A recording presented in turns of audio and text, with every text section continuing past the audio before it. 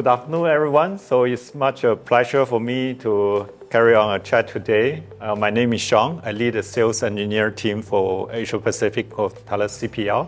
Together with me today is Mike, who lead business development for Asia for high-speed encryption itself. So today we will talk about focusing on the topic about the network encryption as the digital transformation, as how we can adapt to the future need of such a data protection need.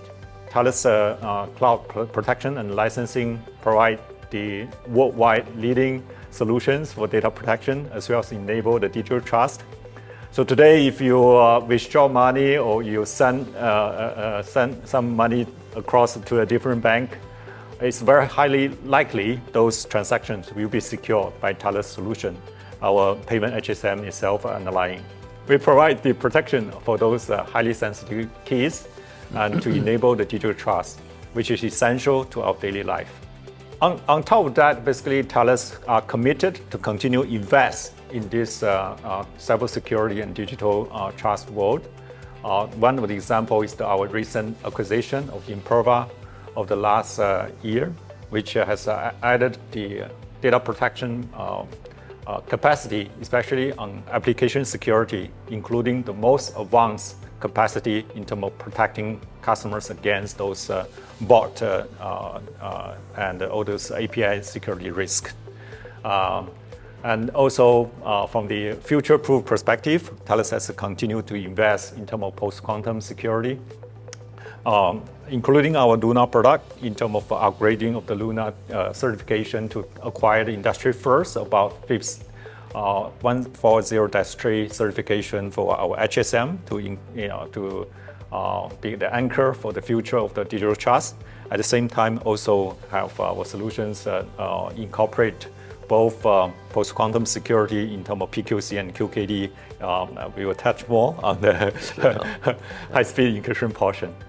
Right, so I think with that, basically, I would just want to come back to today's topic. Basically, our solutions scale through on the cloud, on premises, protecting on deployment, different deployment format in terms of in the containers, as well as in the modern format, supporting customers' digital transformation. We protect data at rest, data in use, but we will come back to today's topic, which is data in motion. Correct. Right, so in terms of network encryption itself, it's not something totally new, but it's something that essential to our digital life and conversation itself.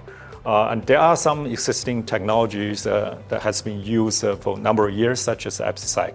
So probably, Mike, you can, starting from that point, to give us some picture in terms of the color, in terms of over the last 10 years, how does the network transmission as well as protection evolve, and what is the challenges that customers face in adapting? Thanks, Sean. I'm delighted to be here today. Just introduction to myself, Mike Stevens. I'm responsible for international business for Senetas. Senetas designs and builds network encryption for Thales and adding that to the Thales security portfolio. And we've been doing that for 20 years now.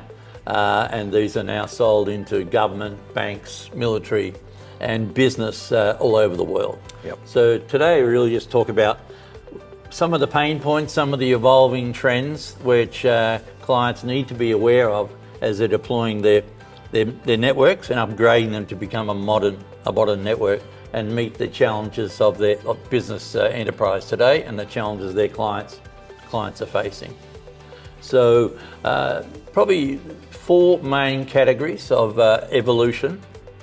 One is quantum computing. Mm-hmm. Of course, well, most people will be aware of quantum computers are coming, they're looming. You will see that the hardware manufacturers now are actually publishing roadmaps for their quantum computing products.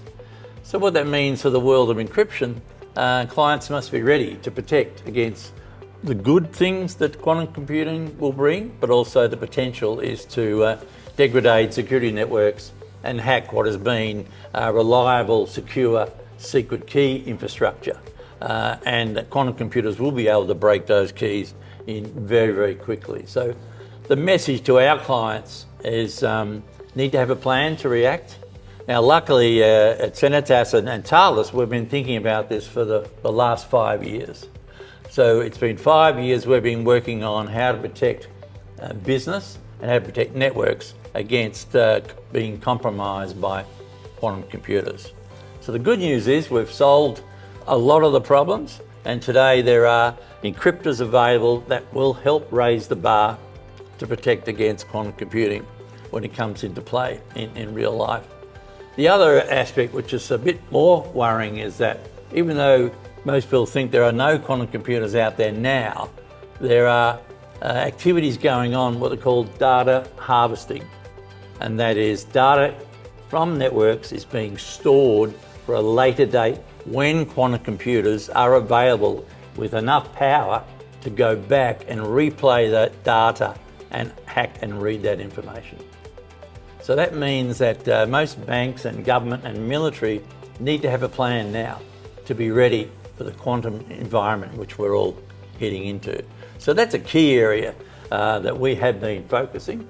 So that's the harvest now and the crack later type of the risk that customers need to be aware, right? Which means you don't wait. Yeah. Don't wait. Yeah. Don't wait till the quantum computer, because then it's too late. So the good news is that NIST, the Global Standards Organization for Encryption, has announced 3 contenders that they've been approved to help raise the bar for quantum computing. The other good news is that we already have the software for those new encryption algorithms already in our product and are ready to upgrade today. So clients buying our product today, clients who bought our product last year or the year before, will have been upgrading their software to make them quantum resistant. So that's the good news. So we're ahead of the game somewhat, and we're tracking fast with a view to helping protect our clients. The aim is that we're doing all the thinking, we're staying awake at night working on this so our clients don't have to do that. So Thales now has that product in the Thales portfolio available for the network encryptors. The other area of development is transport independent mode. And what's driving this is the digital transformation of business, where a lot of networks now need to be mesh, they need to be multi-point, they are layer 2 MPLS. In Asia, a lot of clients use layer 3 IP networks. And now we're moving into microwave-based networks, mobility, satellite networks. This is tremendously challenging for technology companies who are doing the encryption work like we are.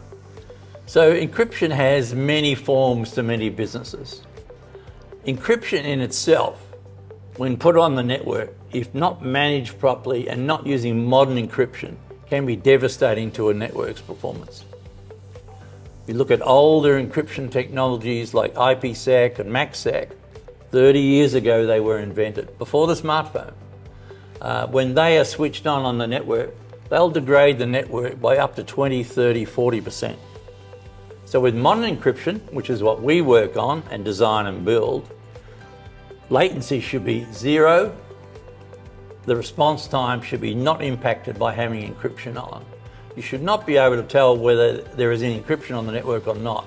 Therefore, the speed will not be degraded. So that's available today in building out modern networks.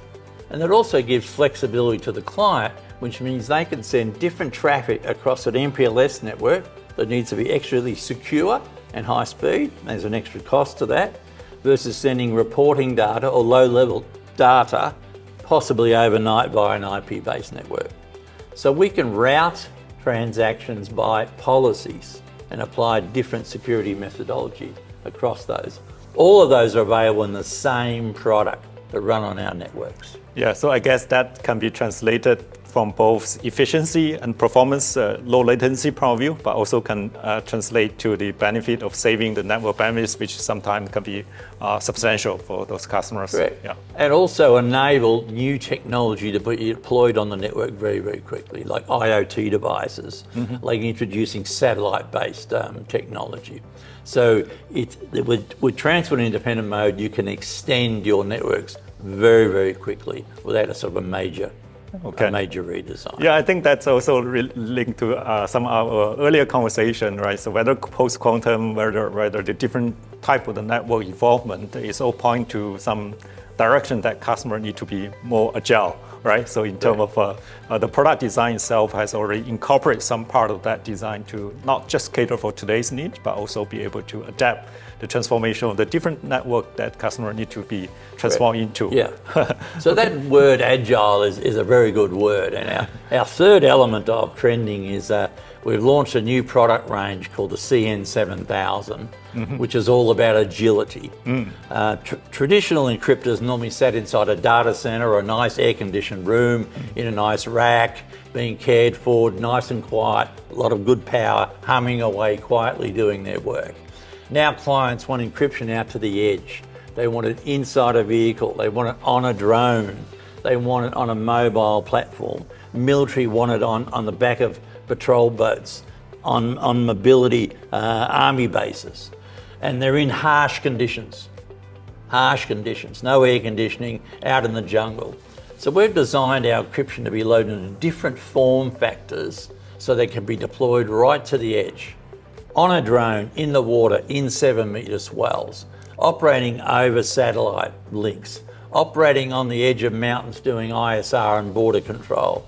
So this is our new range that we have launched, and that's very exciting. That gives a lot of scope and mobility to our clients to extend the network, and therefore there are no security gaps, no new attack vectors as the client moves their important information out to the network edge. Yeah, so I think this tied to just now our set chat, right? So about modern warfare, which is communication is really key, right? So we see how drones play in the modern warfare in terms of some of those coordinated communication become essential factors for those tactics. That's a very good point, Sean.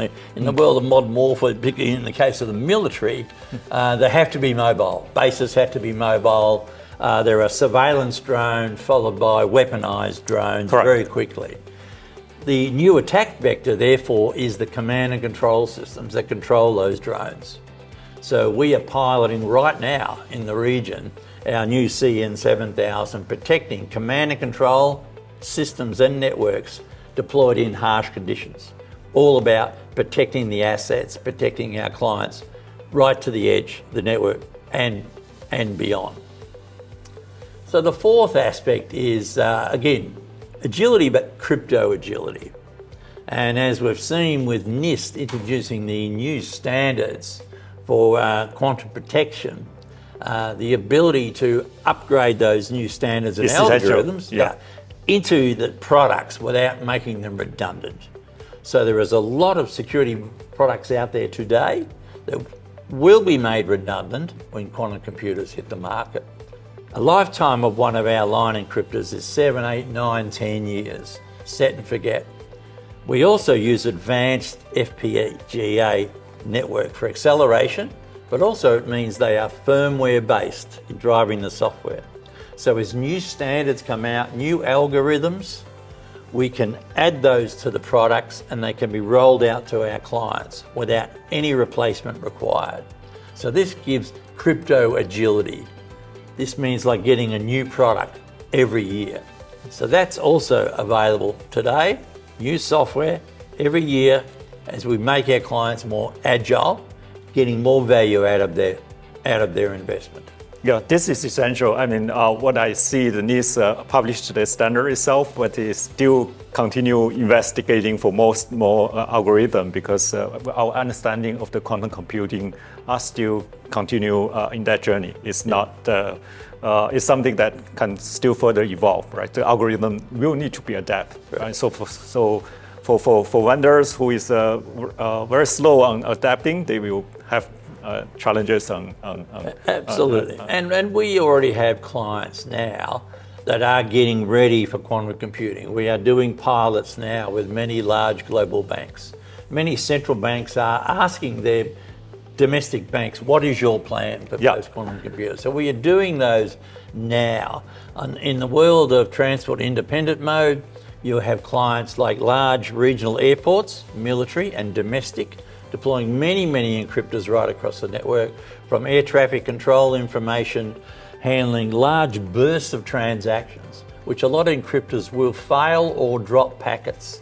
Now, Yes. the last thing you want to do is drop a packet. Yeah, so I have heard that some of these regional vendors or local vendors basically has traditionally trying to provide those encryptors to operate in those environment. Our partner is telling us basically they have a lot of challenge on sustain those encryptors to operate in such a kind of critical infrastructure type of environment. Sometimes the external environment is can be dusty. Yeah, can have a very high throughput and low latency requirement that they have difficulty to sustain, right? Yep. So I guess that's come back to where Senetas has invested heavily as a global company, global leader, which is investing ahead to make a difference. Yeah, and we follow the trend. So AI is a trend.